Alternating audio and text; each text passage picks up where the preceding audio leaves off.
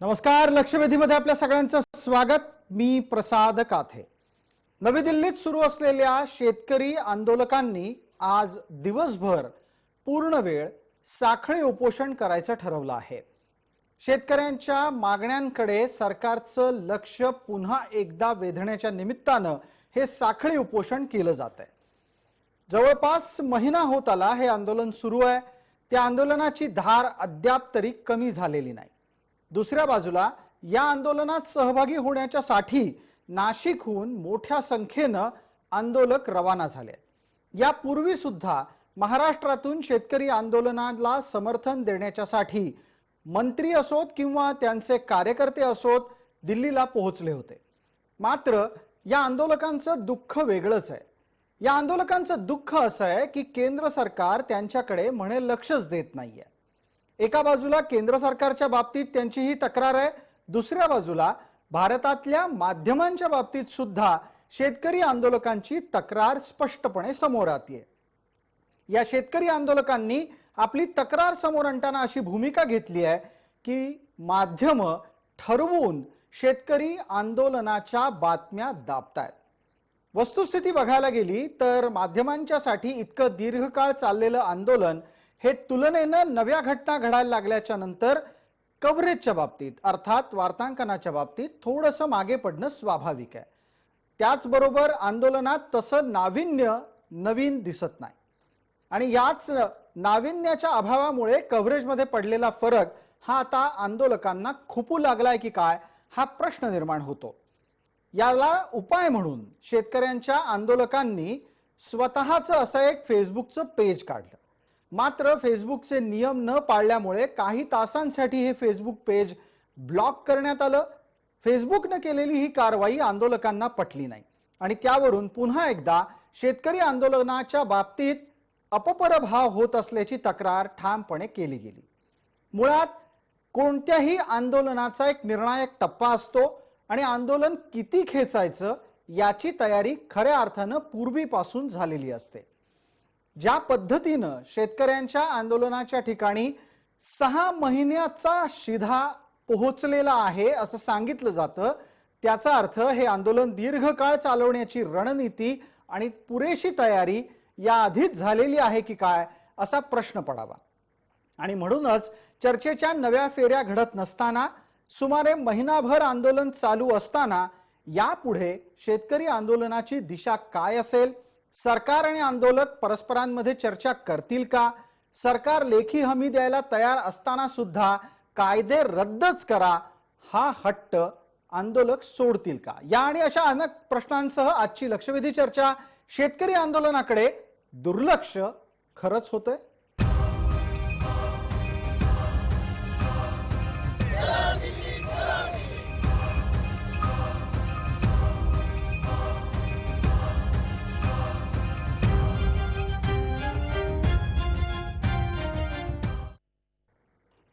या चर्चेत आपल्याबरोबर सहभागी होत आहेत नाशिकहून कॉम्रेड अजित अभ्यंकर, सरचिटणीस आहेत ते मार्क्सवादी कम्युनिस्ट पक्षाचे. त्याचबरोबर आपल्यासोबत कृषी मंत्री राहिलेले भारतीय जनता पार्टीचे नेते डॉक्टर अनिल बोंडे सहभागी होत आहेत. दत्ता इसवलकर गिरणी कामगारांचे नेते म्हणून परिचित आहेत. या चर्चेत ते सहभागी होत आहेत. ते दीर्घकाळ चाललेल्या आंदोलनाचा साक्षीदार या नात्यानं. आणि आपल्यासोबत संजय रानडे आहेत, माध्यम अभ्यासक आहेत. माझा पहिला प्रश्न कॉम्रेड अजित अभ्यंकर यांना.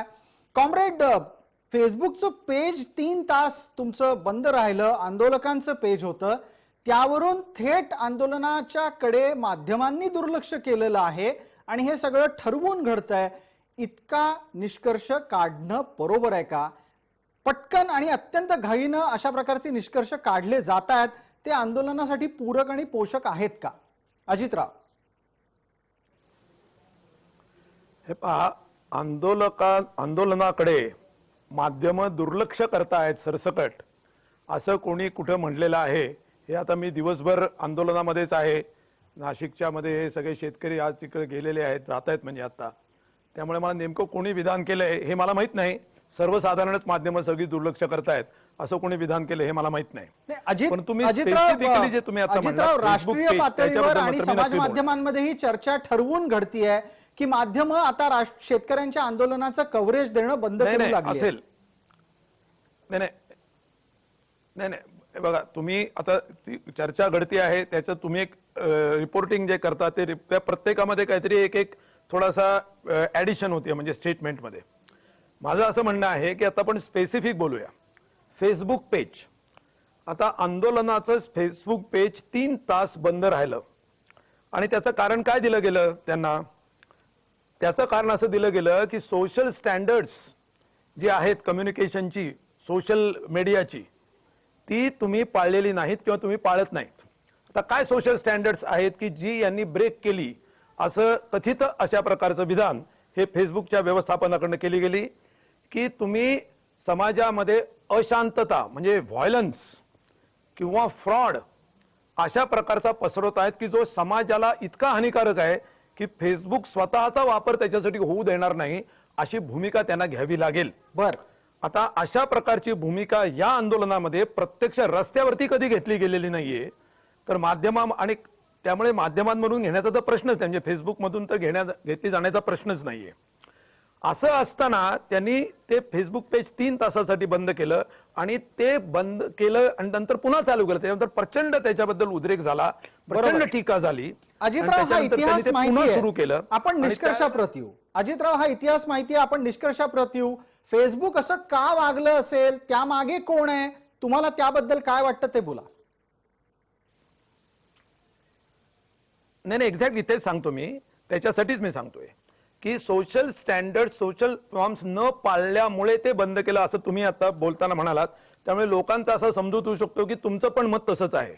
तुमचं मत आहे का नाही मला माहित नाही, अर्थात असण्याचा तुम्हाला अधिकार आहे, परंतु ते काही स्पष्ट झालं नाही. आता या प्रकरणात आम्हाला कुठलीच भूमिका घ्यायची नाही. अशा प्रकारची घटना मी सांगितली ती का घडली यावर तुमचा निष्कर्ष आणि तुमचं निरीक्षण. नाही असं म्हणजे नाही सांगतो एक्झॅक्टली. त्याच्यामुळे फेसबुकने जेव्हा ते परत सुरू केलं त्यावेळेला वी रिग्रेट द इनकन्व्हिनियन्स म्हणलं. त्यांनी प्रत्यक्षात कुठला व्हायोलेट नॉर्म झालाय सांगितलं नाही आणि मग याच्यामधून न सांगितल्यामुळे म्हणजे तुम्ही पहिल्यांदा पहिले फाशी आणि मग चौकशी आणि कारण पण सांगितलं नाही, त्याच्यामुळे मग आता स्पेक्युलेट करायला अर्थातच सगळ्यांना स्कोप राहतो. आणि मग तो स्कोप पाहिल्यानंतर आपण वॉल स्ट्रीट जर्नलचा याच्याबद्दलचा एक रिपोर्ट त्यांनी जो अशा फेसबुक पेज किंवा फेसबुक व्यवस्थापन कसं कसं भारतामध्ये वागलेलं आहे, बरं, तर याचा जेव्हा रिपोर्ट हा काही दिवसापूर्वी आपण वाचलेला होता, ऐकलेला होता, त्याच्यावरून असं दिसतंय की भारतामध्ये भारतीय जनता पक्ष आणि संघ परिवार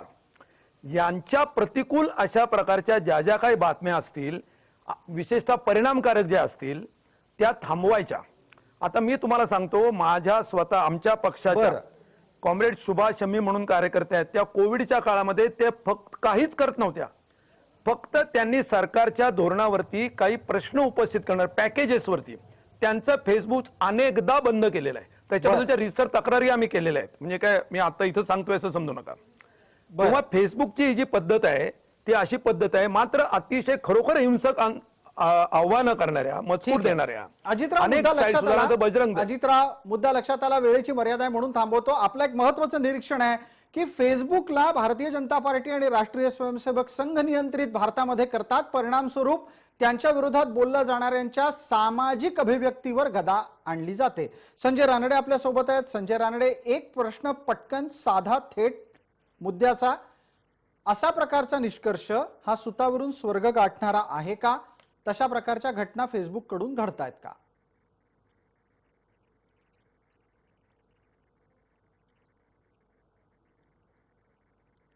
संजयजी तुमच्याकडून माईक म्यूट आहे, त्यामुळे तुम्ही बोलताना दिसताय, आवाज येत नाहीये. मी प्रश्न परत विचारण्याची गरज नसावी, मला वाटतं प्रश्न माझा पोहोचलाय आपल्यापर्यंत. हो मी सांगतो. अच्छा, आपण हे लक्षात घेतलं पाहिजे की फेसबुक ही एक टेक्नॉलॉजी प्रायव्हेट कॉर्पोरेशन आहे आणि ते त्यांना हवं आणि त्यांच्या फायद्याचं जे असेल त्या पद्धतीनेच वागणार आहेत. त्यामुळे ते जसे वागताहेत त्यात नाविन्यपूर्ण काही नाहीये आणि त्याच्यामध्ये आश्चर्यजनकही असं काही नाहीये. आपण जर फेसबुकचा वापर करणार असू एखाद्या आंदोलनासाठी तर आपण हे गृहीत धरलं पाहिजे की फेसबुक त्या आंदोलनाच्या कुठल्या तरी एका बाजूला असायची शक्यता आहे आणि जर तसं असेल तर आपल्या आंदोलनाची जी काही भूमिका आहे आणि जी काही आपल्याला एक माहिती पुरवण्यासाठी त्याचा वापर करायचा आहे किंवा आंदोलन घडवून आणण्यासाठी जो काही त्याचा वापर करायचा आहे, त्याच्यामध्ये फेसबुक कुठल्या दिशेला आहे त्या आंदोलनामध्ये, ही गोष्ट गृहीतच धरून काम करावं लागेल. आणि मला असं वाटतं की शेतकरी काय किंवा राजकीय पक्ष काय, त्यांना बरोबर माहितीये की फेसबुक कुठल्या बाजूला आहे, ते कुठल्या बाजूला आहेत आणि याचा वापर कसा करावा. संजयजी, त्यामुळे याच्यात एक आणखीन हजारो आक्षेप आला तुमच्या या प्रस्तावनेमध्ये.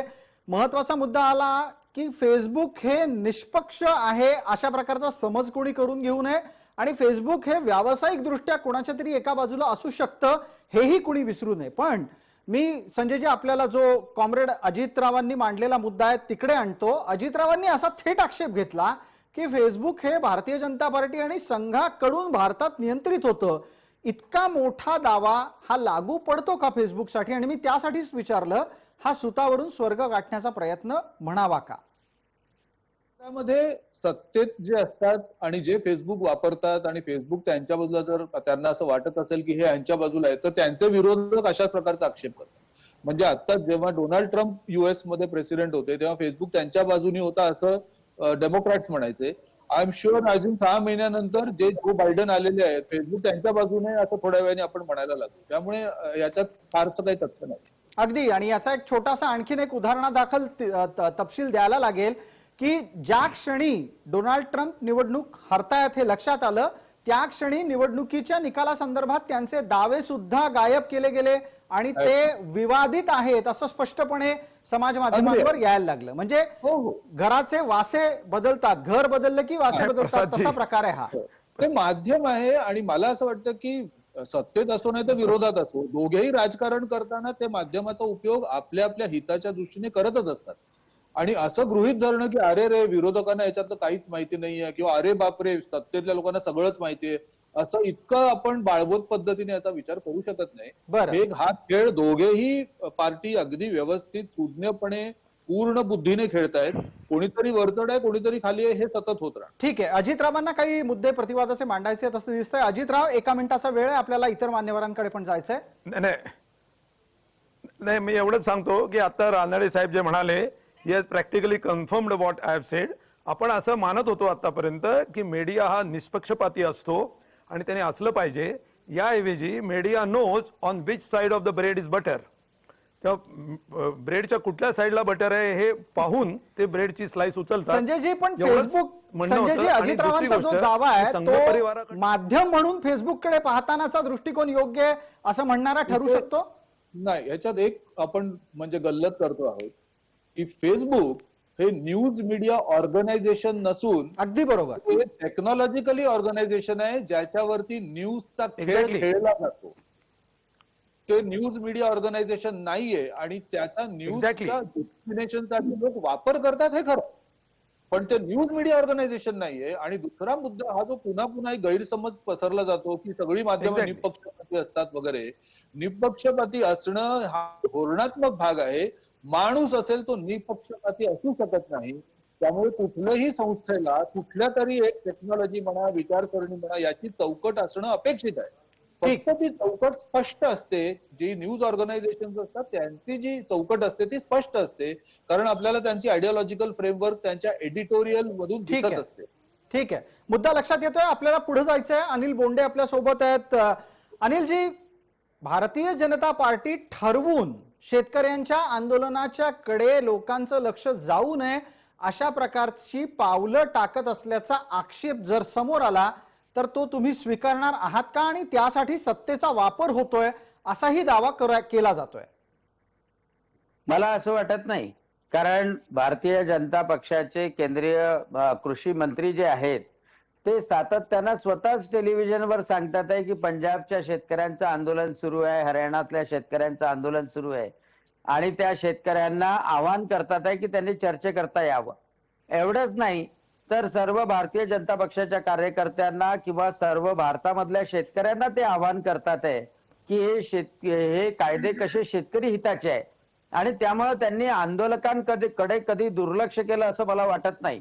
दुसरी महत्वाची गोष्ट, आता फेसबुकच्या संदर्भात जी चर्चा केली जाते आमच्या निवडणुकीच्या काळामध्ये फेसबुकने आमचे खाते सुद्धा ब्लॉक केले होते. अनेक म्हणजे आता आम्ही काय म्हणायचं की काँग्रेस आणि राष्ट्रवादीवाल्यांनी फेसबुकला सांगितलं होतं म्हणून. कारण काही आक्षेपार्ह जर असल्या, ट्विटरवरही असल्या आक्षेपार्ह किंवा इव्हन व्हॉट्सअपवर सुद्धा असल्या, तरी पण ते अकाउंट ब्लॉक केल्या जातात.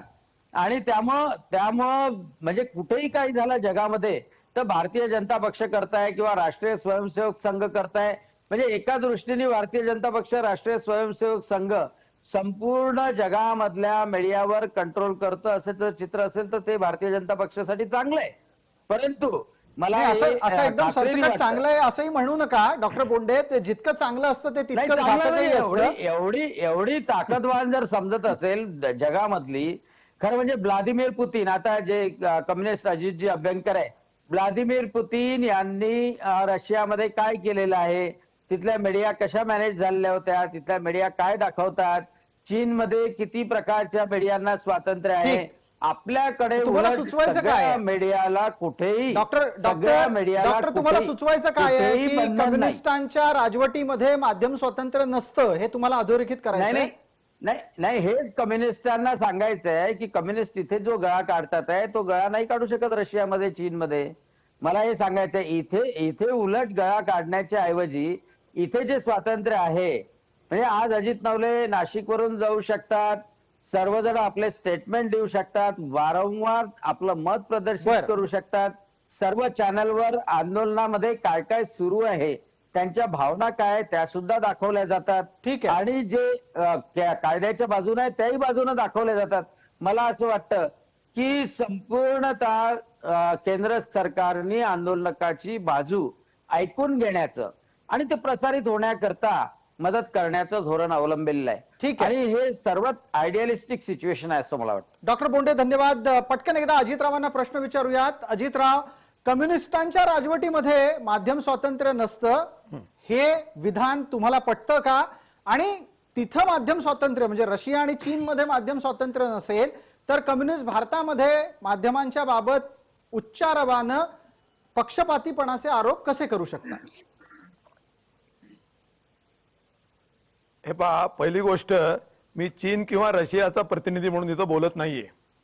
मी एक भारतीय आणि विचारांनी कम्युनिस्ट म्हणून बोलतो आहे.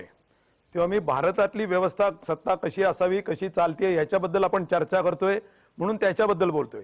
जर आपण रशिया आणि चीन बद्दल चर्चा सुरू केली तर आपण त्याच्याबद्दल जरूर बोलू, तिथल्या संपूर्ण व्यवस्थेबद्दल बोलू. बरं, तेव्हा हे असं, you don't take me as their representative किंवा त्यांचा प्रवक्ता मी नाहीये. त्यांचे जे चुका असतील ते त्यांच्या पदरात आपण नक्कीच घालू आणि तिथली जी काय सिस्टीम आहे त्याच्यातनं जे काय आपल्याला बरं वाटेल, चांगलं वाटेल ते घेऊ, नको असेल, वाईट असेल ते सोडून देऊ, टीका करू, त्याच्यावर जे काय करायचं ते करू. पण let us not divert the topic. नाही तर काय होईल, आपण आपली चर्चेचा मुख्य रोख बदलेल. एवढंच मी या ठिकाणी अगदी अगदी. आणि त्याच निमित्तानं मग पुढचा एक पटकन प्रश्न येतो. तुम्हाला माध्यमात मिळणाऱ्या कव्हरेजच्या बाबतची तक्रार योग्य, तार्किक आणि समर्थनीय वाटतेय का? काय कारण आहेत त्याच्या मागची?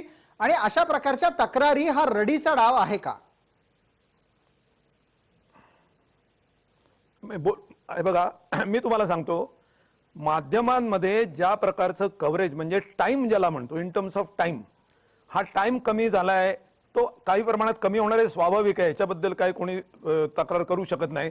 सतत तुम्ही एकच शॉट 100 वेळा दाखवू शकत नाही, किंवा दाखवला तर आम्हीच प्रेक्षक म्हणतो की हे काय सारखं तेच दाखवत आहे. हे अगदी रास्त आहे, त्याच्या तो मुद्दा नाहीये. धन्यवाद. मुद्दा असा आहे प्रेक्षक की म्हणून भूमिका मांडणी आंदोलनाच्या केली. ज्या मागण्या, द क्वालिटी ऑफ रिपोर्टिंग. बर, नाही, डेफिनेटली नाही, मी हे असं नक्कीच म्हणणार नाही. मी कम्युनिस्ट आहे, मी एका मला सोयीचं आहे ते बोलत नाही, मी जे योग्य आहे ते बोलण्याचा प्रयत्न करतोय. हे बघा, मी असं म्हणत नाही की तुम्ही सतत तेच दाखवा. मुद्दा असा आहे आंदोलनाच्या वतीनं मांडण्याचा की आंदोलन, क्वालिटी ऑफ रिपोर्टिंग ज्याला आपण म्हणतो, बरं, केवळ एक वरवरचं की बाबा चर्चा झाली, चर्चेमध्ये अमुक अमुक सरकारने सांगितलं, पण त्याच्यावर आंदोलकांचं म्हणणं काय आणि सरकारने काय सांगितलं याचं एक अॅनालिटिकल प्रेझेंटेशन ज्याला आपण म्हणतो, ते अॅनालिटिकल प्रेझेंटेशन झालं नाही तर आंदोलक हे अडेल तट्टू आहेत आणि सरकार मात्र समजूतदार आहे असा भ्रम लोकांमध्ये निर्माण होतोय. आणि तो करायला the quality of reporting is responsible. आणि त्याच्या मागे काही एखादा विचार असू शकतो, पण असं तुम्ही हेतवारोप बसल्या जागेवर करू शकत नाही. क्वालिटी ऑफ रिपोर्टिंग अर्थात वार्तांकनाचा दर्जा काय स्वरूपाचा आहे या संदर्भातला आता आक्षेप आहे. वार्तांकनाच्या दर्जावर प्रत्येक जणच आक्षेप अनालिटिकल आहे, हा मुद्दा आहे. अगदी मला मला मला दत्ता इसवलकरांना बोलतं करायचंय, बराच वेळ झालाय ती म्हणजे सगळी चर्चा ऐकतायत. संजय रानडे सुद्धा आपल्या सोबत आहेत, त्यांना या मुद्द्यावरही बोलतं करेनच. दत्ताजी, आपल्याशी मी आंदोलनाच्या वेळ, काळ, धोरण, त्याच्या रणनीतीच्या बाबत चर्चा करेनच, पण तत्पूर्वी दत्ताजी एका गोष्टीचा खुलासा करा. जगातलं सगळ्यात जास्त काळ चालणारं आंदोलन हे गिरणी कामगारांचं म्हणून मोजलं गेलं. त्या आंदोलनाचे तुम्ही निकटवर्तीय स्वतः अनुभव करते आहात. या आंदोलनाच्या दरम्यान अशा तक्रारी कधी झाल्या का हो की माध्यमांनी आमच्याकडे लक्ष देणं बंद केलेलं आहे?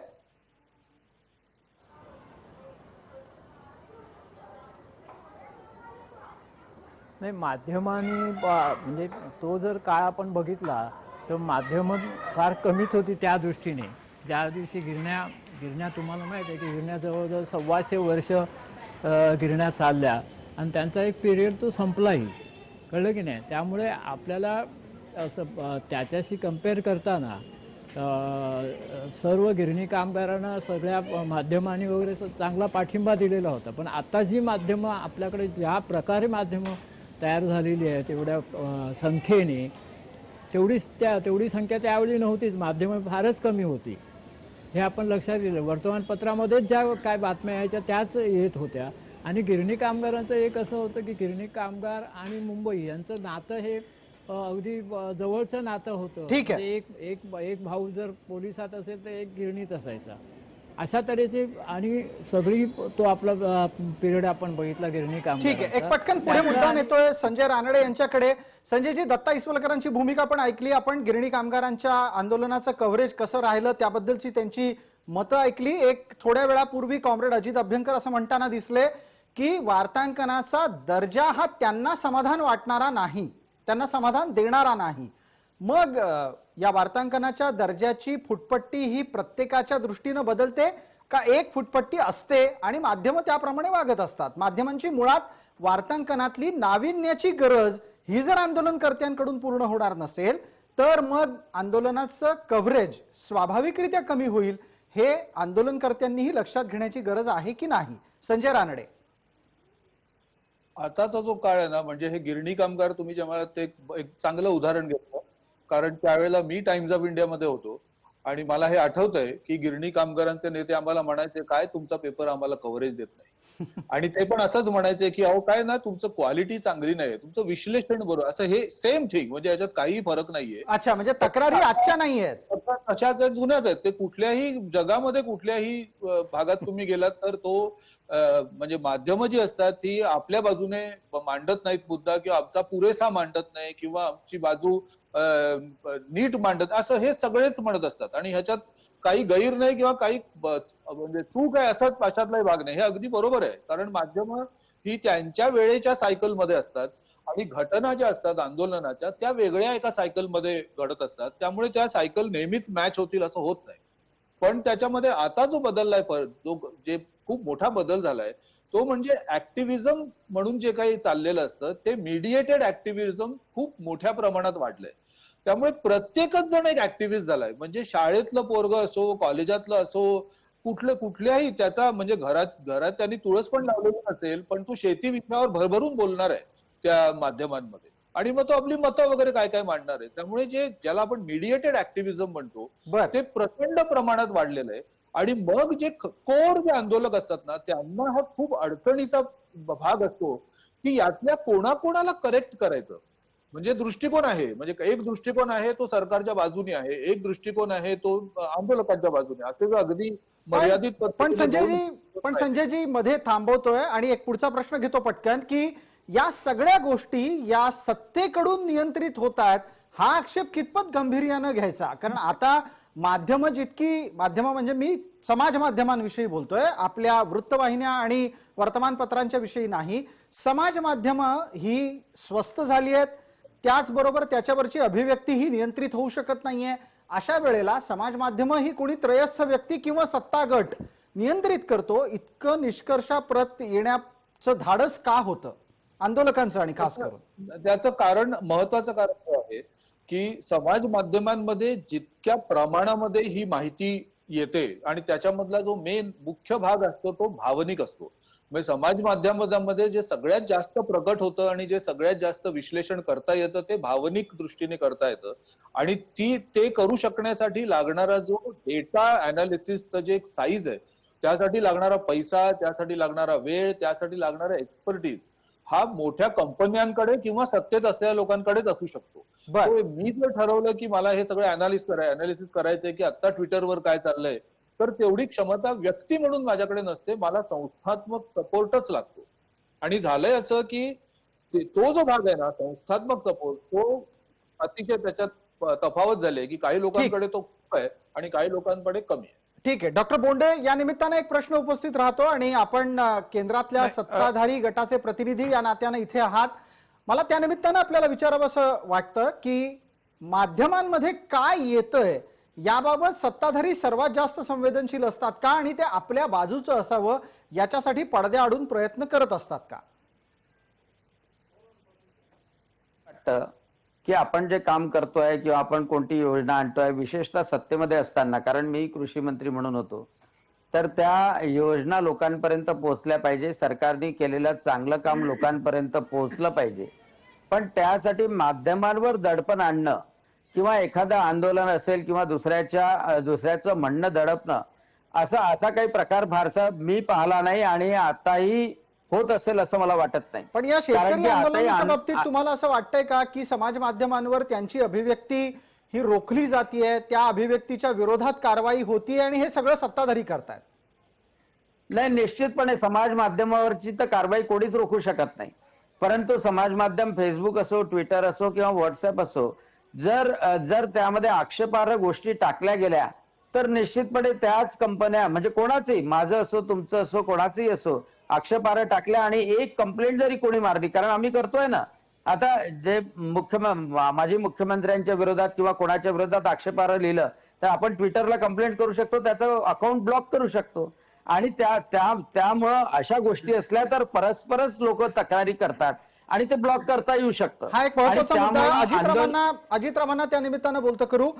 कॉम्रेड अजित अभ्यंकर, एक प्रश्न मग इथे असा उपस्थित राहतो की जसा तुम्हाला विचार मांडण्याचा अधिकार आहे तसाच तुमच्या विचारांचा प्रतिवाद करण्याचा अथवा तो विचार न पटल्यास त्याविरुद्ध संबंधित व्यवस्थेकडे तक्रार करण्याचा अधिकार समोरच्या माणसाला आहे. मग तो समोरचा माणूस तशी तक्रार करत असेल तर तो प्रत्येक वेळेला सत्ताधारी गटाचाच प्रतिनिधी आहे असं का समजलं जावं लोकशाहीत?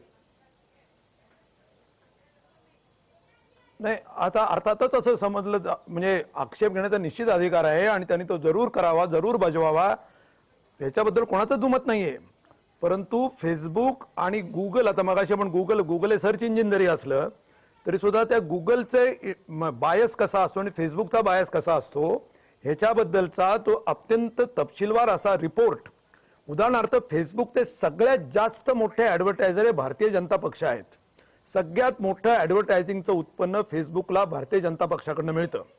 परवा पार्लमेंटरी कमिटी समोर शशी थरूर हे ज्याच्यामध्ये आहेत, त्यांनी फेसबुकचे, मला वाटतं त्यांचे प्रमुखांचं मी नाव विसरलो भारतातले, त्यांना प्रश्न विचारला होता की बजरंग दलाचं अकाउंट हे अमुक अमुक कारणासाठी हे काही काळासाठी फ्रीज करावं किंवा काय डिलीट करावं, वॉटेवर ते ऍक्शन जे असते डिऍक्टिव्हेट करावं, हे तुम्ही का केलं नाही? तर त्यांनी सांगितलं होतं की आमचे भारतातले interest and the safety of our employees या कारणासाठी आम्ही करत नाही.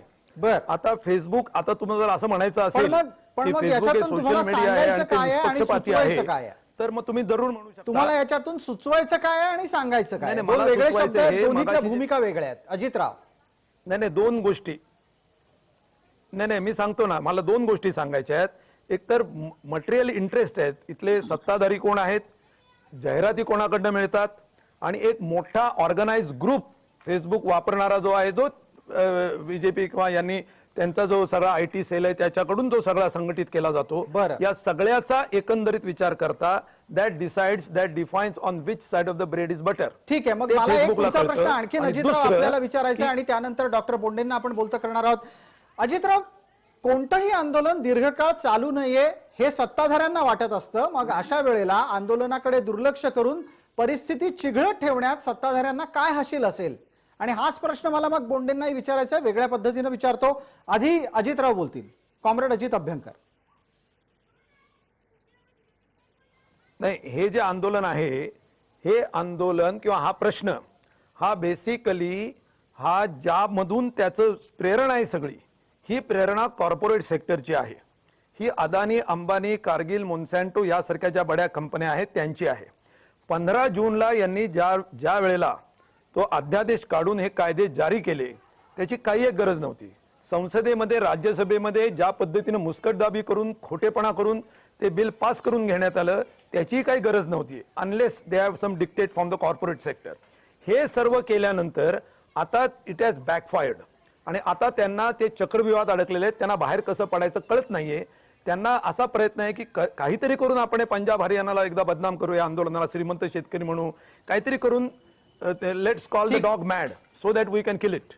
अशा प्रकारची वेळेची मर्यादा असल्यानं अजितरावांना थांबवतो. पटकन आपल्यासाठीची वेळ सुरू करतो. आपण आपल्या 1 मिनिटामध्ये उत्तर द्यावं.